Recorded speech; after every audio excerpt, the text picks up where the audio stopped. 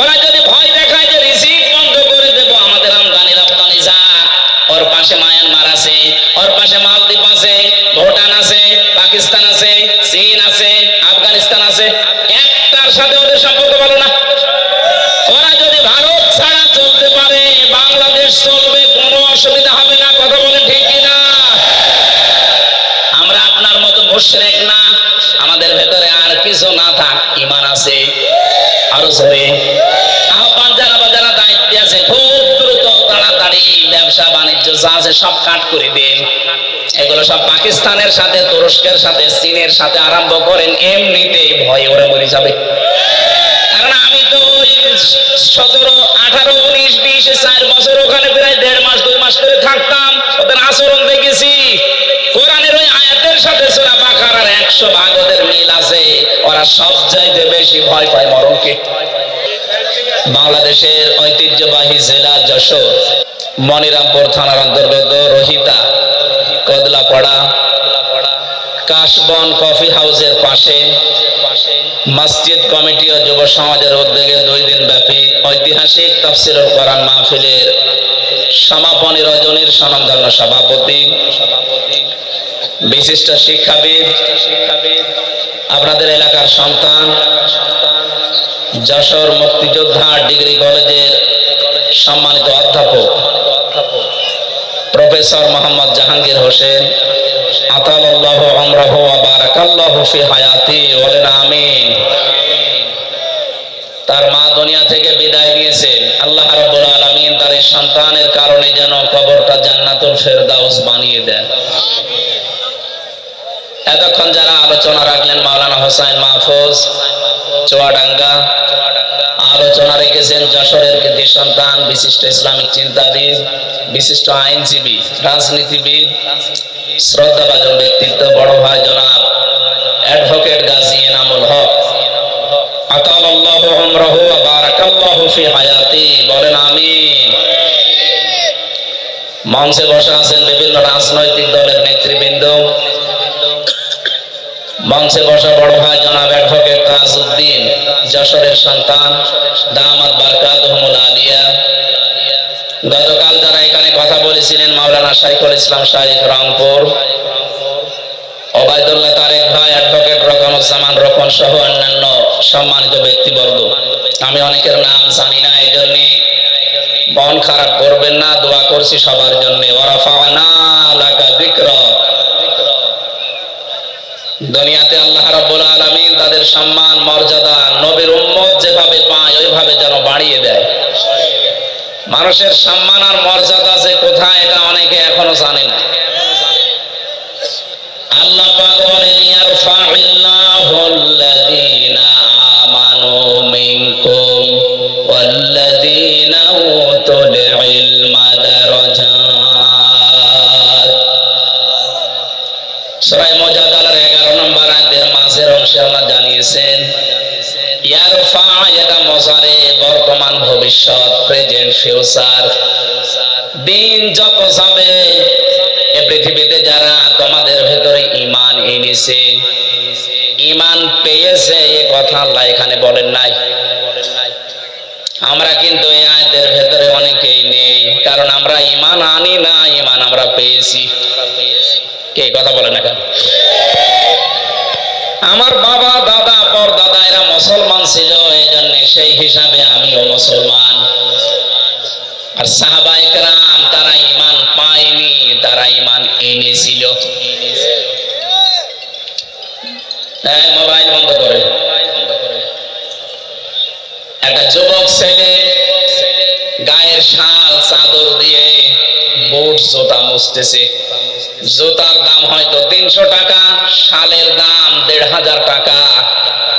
লোকজন জিজ্ঞাসা করছে, কি গো, জুতার দাম যা, এরকম 5 জোড়া জুতা বিক্রি করলে শাল হবে না? এত দামি শাল দিয়ে জুতা মুছতেছো, কারণ কি? ছেলেটা বলে, বহু কষ্ট করে জুতা আমার টাকা দিয়ে কিনেছি, আর এই শালটা আমার বাবা আমারে দিয়েছে। বাবা এত টাকা দিয়ে শাল দিয়েছে, শালের কোনো মূল্য নেই, ওটা দিয়ে জুতা মুছতেছে। নিজে কষ্ট করে জুতা কিনেছিল, এই জন্য জুতার দাম ওর কাছে বেশি। সাহাবায়ে কেরাম যেহেতু তারা কষ্ট করে ঈমান এনেছিল, এই জন্য তাদের কাছে ঈমান জীবনের চাইতেও দামি। খুব ভালো করে শুনবেন, কোন মানুষের কাছে যদি সত্যি ঈমান দামি হয়ে যায়, তার ঈমানটাকে ঠিক রাখার জন্য সে সবচাইতে বেশি সতর্ক থাকবে শিরক থেকে। কোরআনে কারীম জানাচ্ছে, ওয়ালাকাদ উহিয়া ইলাইকা ওয়া ইলাল্লাযীনা মিন ক্বাবলিকা লাইন আশরাকতা লা ইয়াহবাতান্না আমালুকা ওয়া লা তাকুনান্না মিনাল খাসিরিন। সূরা জুমারের 65 নম্বর আয়াত, 24 নম্বর পারার 4 নম্বর পৃষ্ঠার 12 নম্বর লাইনে আছে। এটা তাফসিরে ফি জিলালিল কোরআন থেকে বলছি। আল্লাহ পাক বলেন, হে নবী, আপনাকে এবং আপনার পূর্বে যত নবী আমি পাঠিয়েছিলাম, প্রতিটি নবীকে আমি এই ওহী নাজিল করে জানিয়েছি। একটা গুরুত্বপূর্ণ বিষয় বলছি, সব সময় কথা বলা ঠিক না। কথা বলেন, একটু পরে বলেন। এখন আসল বিষয়টা আমি ডেলিভারি দিচ্ছি। আমরা যে ঈমান এনেছি না ঈমান পেয়েছি, আমরা তো ঈমান পেয়েছি। যারা ঈমান এনেছিল তাদেরকে একটু শোনেন। ছাতা মাথা সব খুলে রাখি, দাঁড়া। আরে না, গরম লেগে যাচ্ছে।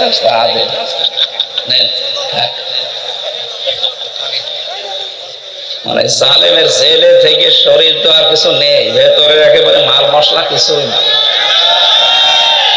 পোশাক আশাক তো খোলা যাচ্ছে না, খুললে মনে হবে চেঙ্গিস খান। এই কারণে এগুলো পরে একটু মোটা মোটা হয়ে থাকি, কিন্তু এই যে গরম লাগছে। ওদিকে আবার মা বোনেরা ভিডিও দেখছে তো, সমস্যায় আছে।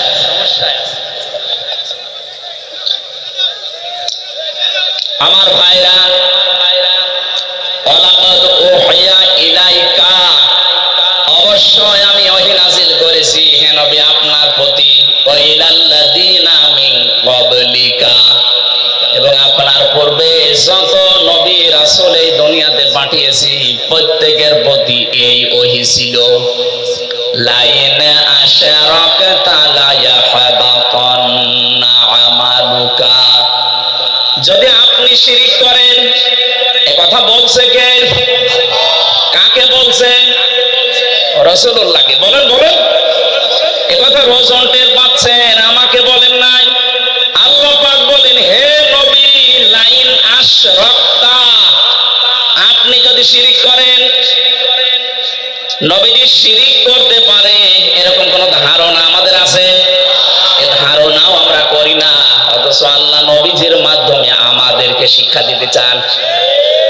লাইন আশরাকতা, যদি শিরিক করেন আপনি, লা ইয়াহবাতান্না আমালুকা, লামে তাকিদ নুনে সাকিলা, আল্লাহ গ্যারান্টি দিয়ে জানিয়েছেন, হ্যাঁ নবী, আপনার আমলও আমি কিন্তু রাখবো না, নষ্ট করে দেব। এতটুকু আল্লাহ শেষ করেননি, ওয়ালা তাকুনান্না মিনাল খাসিরিন, এইটাও লামে তাকিদ নুনে সাকিলা। আল্লাহ যদি গ্যারান্টি দেয়, এটা আলতো ফালতো না। এর ভেতরে অনেক ওজন আছে আল্লাহর কথায়। আল্লাহ বলেন, শুধু আপনার আমল আমি নষ্ট করে দেব তা না, আমি আল্লাহ গ্যারান্টি দিয়ে বলছি আপনি ক্ষতিগ্রস্ত হয়ে যাবেন। যেটা থাকলে ঈমানও থাকে না, তার নাম শিরিক। তার নাম কি?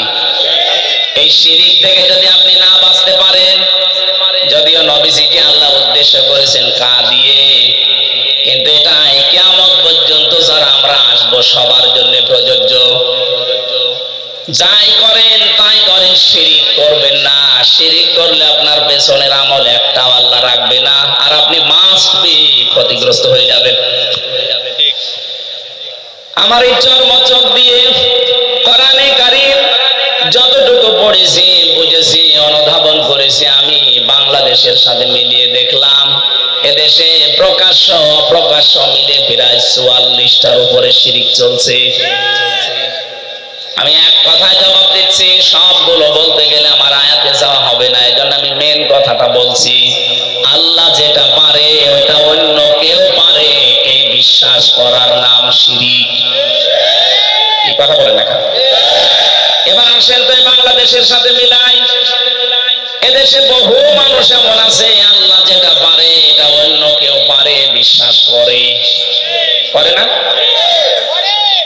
আন্নাল কুওয়াতা লিল্লাহি জামিআ, সূরা বাকারার আয়াত 2 নাম্বার পারার 4 নাম্বার পৃষ্ঠার 3 নাম্বার লাইনে আছে, মাঝের অংশে আছে আন্নাল কুওয়াতা লিল্লাহি জামিআ। সব ক্ষমতার উৎস কে? আরো জোরে। অন্য দলে যারা আছেন, অন্য মতে যারা আছেন, আমি আপনাকে চিনি না, নামও জানি না, তারপরও বাঁচার জন্য বলছি, বাংলাদেশে বহু দলের লোক আছে এখনো বিশ্বাস করে ক্ষমতার উৎস জনগণ। এটা এই আয়াত অনুযায়ী শিরিক। শিরিক যারা করবে তারা মুশরিক। এই কথা বলছেন না কেন? মুশরিক যারা তাদের জন্য জাহান্নাম ওয়াজিব, জান্নাত হারাম। এটা তো আমি বানালাম। ইন্নাহু মাইয়ুশরিক বিল্লাহি ফাকাদ হারামাল্লাহু আলাইহিল জান্নাহ ওয়া মাআওয়াহুন নার ওয়া মা লিয-যালিমিনা মিন আনসার। সূরা মাইদার ভেতরে আল্লাহ জানিয়েছেন, কেউ যদি সত্যি আল্লাহর সাথে শিরিক করে, এই শিরিক কাকে বলে এক কথা বলি নাই? কি? আল্লাহ যেটা পারে ওইটা অন্য কেউ পারে বিশ্বাস করার নাম। আরো জোরে বলে, বিশ্বাস করার নাম শিরিক। যারা করে তারা, আরো জোরে বলেন, মুশরিক মারা গেলে বিনা হিসাবে বিনা বিচারে যাবে জাহান্নামে। জান্নাত হারাম, জাহান্নাম ওয়াজিব। আল্লাহ যদি এতটুকু শেষ করে দিতেন, আয়াত আমি পড়তাম না, পরেরটা আরো কঠিন।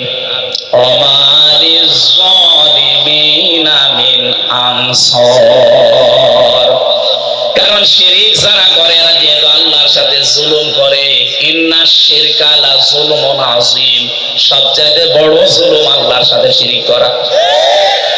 এই জুলুম যারা করবে তারা মরণের পর থেকে আল্লাহর সাহায্য থেকে বঞ্চিত। কেউ সাহায্য করলে আল্লাহ কবুল করবেন না। যেহেতু আমাদের দেশে 96% মুসলমান, এই দেশের জন্য শুধু এটা না, এটা রেকর্ড হচ্ছে। আমার এই আলোচনাগুলো বাংলাদেশের চাইতে বেশি চলে ভারতের, কলকাতার, আসামে। আমি এই 2 রাজ্যে যত জায়গায় গেছি দেখি চার দোকানে বসে বসে শুনতেছে। এই জন্য ওদেরকেও সতর্ক করছি, কারণ ওরা আমার আল্লাহর বান্দা। ওরা বুঝে হোক না বুঝে হোক শিরিক করে জাহান্নামে যাবে। খুব সাবধান। বাংলাদেশে অনেক মানুষ এমন আছে, আমি দেখতে পাচ্ছি, এই কথা এখনো বিশ্বাস করে যে ক্ষমতার উৎস জনগণ। এক্ষুনি বিশ্বাস পাল্টাতে হবে। কি কথা বলে না কেন? আপনি যদি কিছু নিয়ে যেতে না পারেন, এরা 10টা 10:30 পর্যন্ত জেগে আছেন কোন কারণে? আপনি কি রোদ দেখাতে এসেছেন যে আমার মতো চেহারার কারণে? যে দেখে যান, আপনার চাইতে বহু সুন্দরী মানুষ এখনো পর্যন্ত কবরে পড়ে আছে। এরা চেহারা দেখার জন্য আমার আপনার কেউ আসে না, এসেছে কিছু নেওয়ার জন্য। আরে বিশাল আয়োজনে লক্ষ লক্ষ টাকা খরচ, 5টা মানুষ যদি শিরিক থেকে বাঁচতেই না পারে, ছাতা দিয়ে লাভ কি? কথা বলে না কেন? আমি সহ যাদের এই বিশ্বাস এখনো আছে যে না ক্ষমতায় জনগণ দিতে পারে, এটা এখনই পাল্টাতে হবে। এইটাই বাংলাদেশ জামাতে ইসলামী মানত না, এই জন্য তাদের নিবন্ধন পর্যন্ত বাতিল করে দিয়েছিল। তারা বলেছিল না ক্ষমতার উৎস আল্লাহ, কুলিল্লাহুম্মা মালিকাল মুলকি তুতিল মুলকা মান তাশা। ক্ষমতার মালিক কে? জোরে বলেন। আমি একটা মাত্র টাচ দিলাম, এরকম 44টা আমার এই ছোট নজরেই দেখতে পাচ্ছি এই বাংলাদেশে। সুতরাং যাদের এই বিশ্বাসে আছেন, আপনি নামাজ পড়তে পারেন, রোজা রাখতে পারেন, মুসলমান দাবি করতে পারেন, কিন্তু আপনি মুশরিক। প্রশ্ন আসতে পারে, নামাজ পড়ে আবার মুশরিক হয়, রোজা রেখে হজ করে কাবা শরীফ ঘুরে আসলাম, তারপরও আমি মুশরিক। আরে ভাই, আপনি শুধু কাবা ঘর ঘুরে এসেছেন, আর আবু জেহেল ছিল কাবার সভাপতি, কাবা ঘরের সভাপতি ছিল, ও কি মুশরিক? ও কি? আপনি যদি বলেন ও কি আমার মতো আল্লাহ একজন আসে বিশ্বাস করতো, কইতো মানে কোরআনে কারীম জানিয়েছে, ওয়ালা ইনসালতাহুম মান খালাকাস সামাওয়াতি ওয়াল আরদ লা ইয়াকুলুন্নাল্লাহ। আল্লাহ পাক বলেন, হে নবী, আবু জেহেলকে যদি জিজ্ঞাসা করেন আকাশ আর জমিন কে বানিয়েছে, লা ইয়াকুলুন্নাল্লাহ, এখানে যারা গ্রামার বোঝে, লামে তাকিদ নুনে সাকিলা, আবু জেহেল গ্যারান্টি দিয়ে বলতো আল্লাহ বানিয়েছে। তাহলে আল্লাহ একজন আছে, ও বিশ্বাস করতো না? বলেন বলেন। আমি ওই বিশ্বাস করি, ও ওই বিশ্বাস করে, ও বিশ্বাস করার পরেও যদি মুশরিক হয়, আর আমি ওই বিশ্বাস করে ইমানদার থাকি, কোন কায়দায়? পার্থক্য তো এতটুকুই যে ক্ষমতায় দিতে পারে, যে দেব দেবীরা আছে এরাও, আর এখন আর দেব দেবী আমরা বিশ্বাস করি না, করি মানুষ দিতে পারে, কথা একই। শয়তান এটা উল্টিয়ে দিয়েছে আমাদের সামনে, কারণ শয়তান ভালো করে জানে 96% মুসলমান এই বাংলাদেশে, এদের কাছে যদি একটা মূর্তি খাড়া করে দিয়ে বলি এটা পূজা করো, জীবনও করবে না, এটা যেন না করে অন্য কায়দা এটা করা যায়, সেই বিশ্বাসটাই আমাদের ঢুকিয়েছে। এজন্য আমি সহ যারা এই বিশ্বাসে আছে, বিশ্বাস পাল্টাবেন কিনা বলেন? যদি না পাল্টাতে চান, আমি ওয়াজ করব না, বেকার আমি সেই কুষ্টিয়া থেকে আসলাম। এদেশে বহু মানুষ আমি জানি এখানেও বসে আছেন যারা এখনো বিশ্বাস করেন ক্ষমতায় দিতে পারে জনগণ। না, বিশ্বাস যারা করেন এক্ষুনি বিশ্বাস ভেঙে চুরমার করে ফেলেন। মজবুত বিশ্বাস আজকে নিয়ে যাওয়া লাগবে, দুনিয়া একদিকে যাক, আমি এইটা বিশ্বাস করি ক্ষমতায় দিতে পারে কে। এ বিশ্বাস আমরা করি না। হালকা পাতলা যাদের একটু এদিক ওদিক ছিল যেন ঠিক হয়ে যান, নয়তো আপনি মারা গেলে কবরে দেব, জানাজা দেব, সব বেকার হবে। কি আমি যে কথা বলতে চাচ্ছিলাম এতক্ষণ পর্যন্ত, ঈমান অন্তত যারা আমরা এনে ফেলেছি, আমাদের ঈমান যেন নষ্ট হয়ে না যায়। ঈমান নষ্ট হয় প্রথম কারণ কি? শিরক। বলেন বলেন, আরো জোরে বলেন।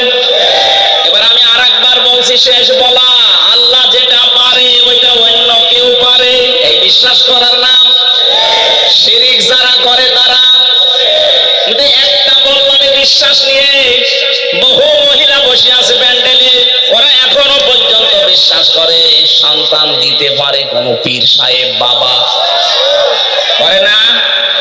আপনারাও এখনই পাল্টাবেন। কিয়ামত পর্যন্ত যদি আপনি হায়াত পান, সন্তান না হয়, মনে করবেন আল্লাহ দিচ্ছে না, কারণ এটা দেওয়ার একচ্ছত্র মালিকানা আল্লাহর। লিল্লাহি মুলকুস সামাওয়াতি ওয়াল আরদ ইয়াখলুকু মা ইয়াশা ইয়াহাবু লিমান ইয়াশাউ ইনাসা ওয়া ইয়াহাবু লিমান ইয়াশাউ যুকুর। সূরা সূরার 49 নম্বরে আয়াত অনুযায়ী প্রমাণ হয় আসমান জমিনের মুলকিয়াতের মালিক, রাজত্বের মালিক আল্লাহ। যাকে ইচ্ছা তাকে সন্তান দান করে, মেয়ে দেয়, ছেলে দেয়, যাকে ইচ্ছা আল্লাহ কিছু দেয় না, বন্ধা করে রাখে। সবকিছু ক্ষমতার মালিক কে? সুতরাং কোন মহিলা যেন কোন সন্তানের জন্য কোন দরগায়, কোন দুর্গায়, কোন মাজারে পীর সাহেব জিন্দা হোক আর মরা হোক, জীবন আর যাবেন না।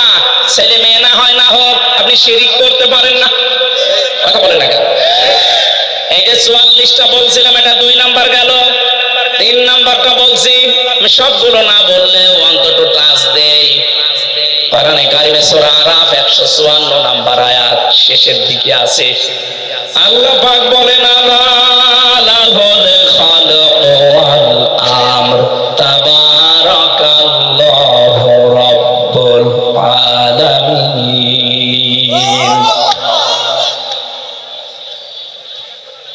আসমান জমিন বানিয়েছে যিনি, হুকুম চলবে তার, সৃষ্টি যার, আইন তার, এ নিয়ম কার?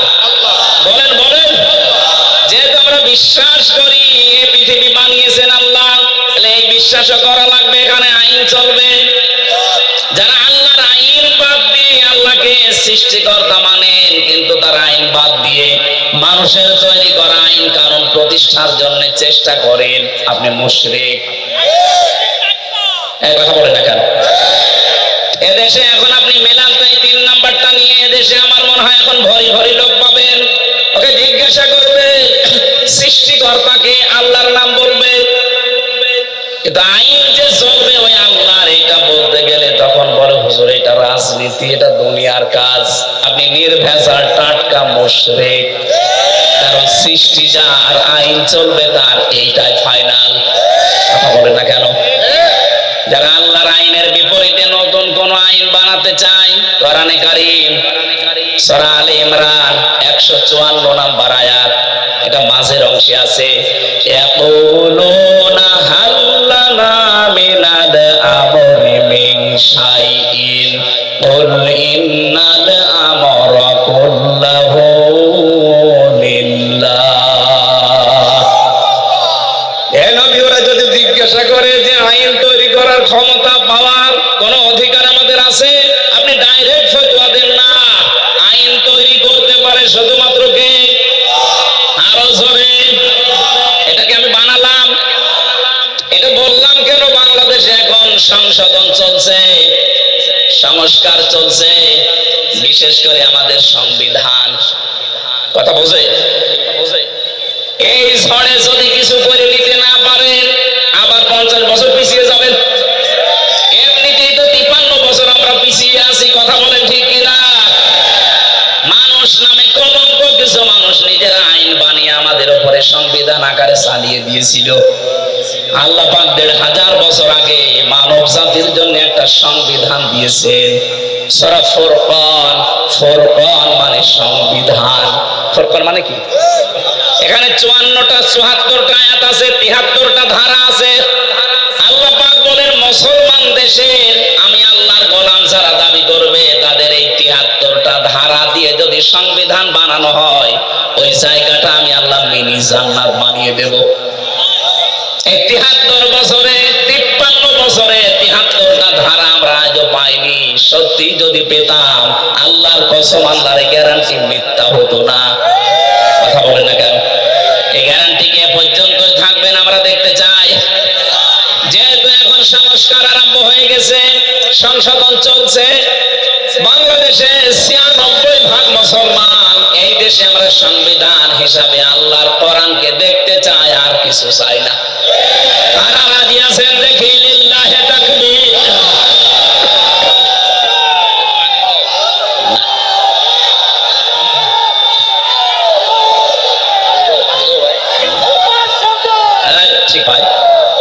কথা বুঝলে হবে, তাকবীর না দিলেও সমস্যা নেই, কথা বুঝলে হবে। বসে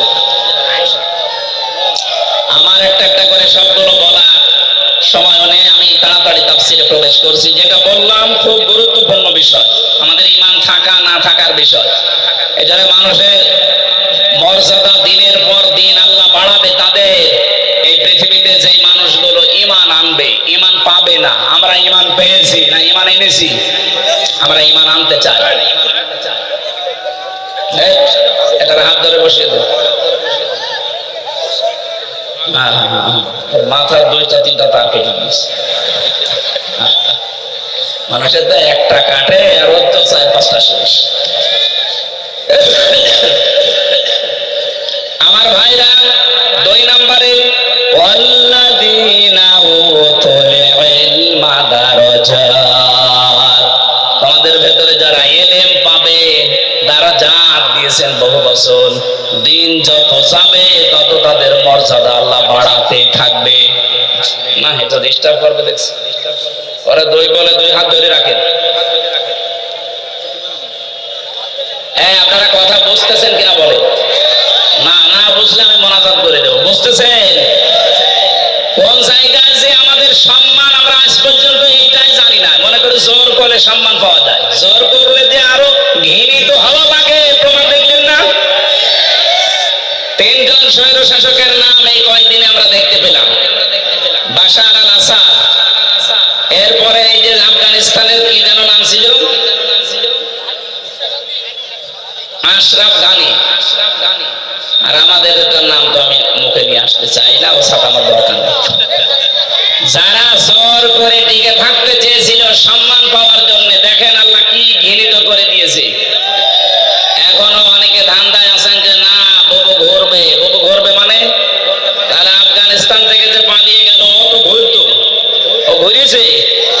এই যে কাজকে না কাজকে মনে হয় পালিয়েছে, এটা তো আর ঘুরতেছে না। সুতরাং উনি গেছে তো গেছে, ও ঘোরার আর কোনো পদ্ধতি নেই। পৃথিবীতে আমরা যাদেরকে পালাতে দেখি, এই যে লক্ষণ সেন 805 বছর আগে পালিয়েছে, আজও ঘুরে আসেনি। হয়তো পড়িয়ে ফেলেছে, নাই কুকুর শিকারের খাবার হয়েছে। এই জন্য যারা পালিয়ে যায় ওদের ভেতরে সৎ সাহস নেই, এই জন্যই পালায়। ওরা যে ঘুরে আসবে কোন মুখে আসবে। সেদিন সিলেট মৌলভী বাজার থেকে ওরা আমার দিয়ে গেল মাহফিল ধরার জন্য হেলিকপ্টারে। এই পাশে যে হুক থাকে, পাইলটকে বলছিলাম যে ভাই এই যে হালকা হুক দেওয়া, এ আবার পড়ে যাবো না তো? বলছো ওখানে হাত দিয়ে, হাত দিলে যদি খুলে যায় তাহলে আপনি কিন্তু পড়ে যাবো। তখন আমরা ব্রাহ্মণবাড়িয়া পার হচ্ছি, মনে মনে ভাবছিলাম আল্লাহ 2 বোন পালিয়ে গেল, একটু খুলে যেতে পারবো না? যদি একটু খুলে যেত, কার সামনে যে পড়তো, পিটিয়ে মেরে ফেলতো জনগণ। কথা বলে না কেন? ওই সময় মনে মনে ভাবছিলাম আল্লাহ আমারটা যেন না খোলে, অন্তত ওরা 2 বোনের যদি একটু খুলে যেত। এখানে জোর করে সম্মান পাওয়া যায় না। সম্মান আল্লাহ রেখেছেন ইমানের ভেতরে, শিরিক মুক্ত ইমান, শিরিক মুক্ত আর বেদাত মুক্ত আমল। 2 নম্বরে যাদের এলেম আছে। এখন প্রশ্ন আসতে পারে, অনেক জ্ঞানী মানুষ, এলেমওয়ালা মানুষ ছিল, কিন্তু তাদের তো এখন মানুষ সম্মান দিচ্ছে না। এই বাংলাদেশের রুহুল আমিন বলে যে ছিল খতিব, এখন তার সম্মান আছে? ফরিদউদ্দিন মাসুদ এলেম ছিল, কিন্তু এলেমের উপরে আমল ছিল না, এজন্য আল্লাহ ঘৃণিত বানিয়ে দিয়েছে। জোর করে ইমামতি করার জন্য আবার গিয়েছিল, জনগণ জুতা দিয়ে পিটিয়েছে। পরের দিন আবার স্ট্যাটাস দিয়েছে যে জুতা আমাকে মেরেছে কিন্তু আমার গায়ে লাগে। শয়তান!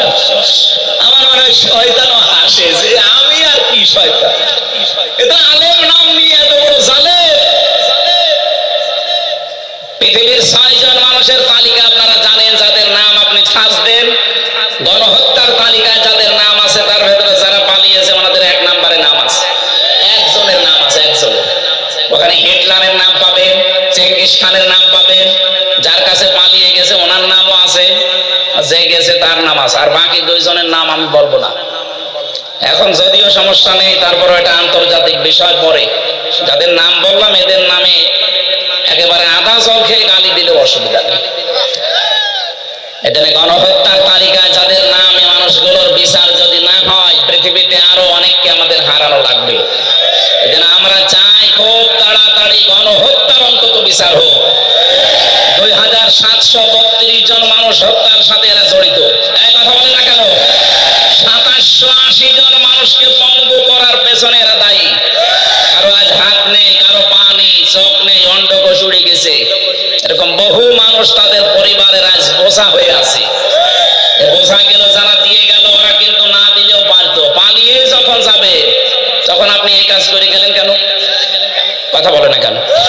আর আপনার এত মহব্বত ভালোবাসাতে আগের থেকে জনগণকে বলতে পারেননি যে আমি পালিয়ে যাব। এখন ওই মানুষগুলো উল্টা আজকে 2 দিন দেখতে পাচ্ছি চট্টগ্রামের এই ফেনী চট্টগ্রামের মাঝে যে চিকন রাস্তা, ওরা খুব দুর্বিসন্ধি লাগিয়েছে। ডক্টর ইউনূস বলেছিল 7 সিস্টার ধ্বংস করে দেওয়া হবে, বিচ্ছিন্ন হয়ে যাবে। ওই দিন থেকে শুরু করে এই 2 দিন বেশি ওরা বলছে চট্টগ্রাম আমরা নিয়ে নেব। চট্টগ্রাম নিয়ে নেবেন কি? আমরা কি যৌতুক দিতে চেয়েছি আপনাকে? পালিয়ে যাওয়ার মেয়ে কিসের যৌতুক? মেয়ে তো পালিয়েই গেছে, বলে তো আমরা মেনেই নেব না, বিয়েই মানি না। কথা বলে না কেন? চুরি করে বিয়ে করে আসে থাকেন, অসুবিধা নেই। পাশে তো একটা শালি পেয়েছেন ফ্রি। আমরা চাই অন্তত বউ আর শালি দুইজন মিলে যদি আপনি একটু পকেট মকেট মারে, তারপরেও তো আমরা একটু ঋণ মুক্ত